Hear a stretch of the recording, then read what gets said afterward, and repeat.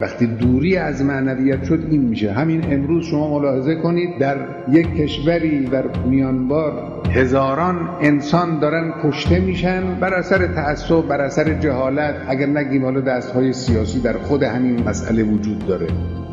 فرض کنیم همونطور که ادعا میشه بر اثر تعصب‌های دینی و مذهبی است.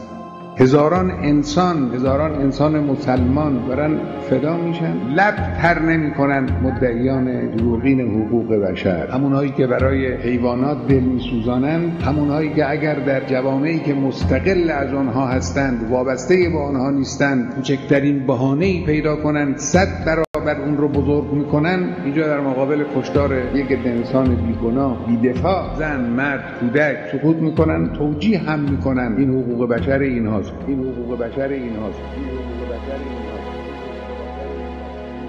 حقوق بشر منقطع از خدا، یعنی اینا میانماری نیستن. خب حالا نباشن، البته دروغ میگن، 400 ساله که اینها در اونجا زندگی میکنن، حالا گیرم که اهل اونجا نیستن، باید کشته بشن.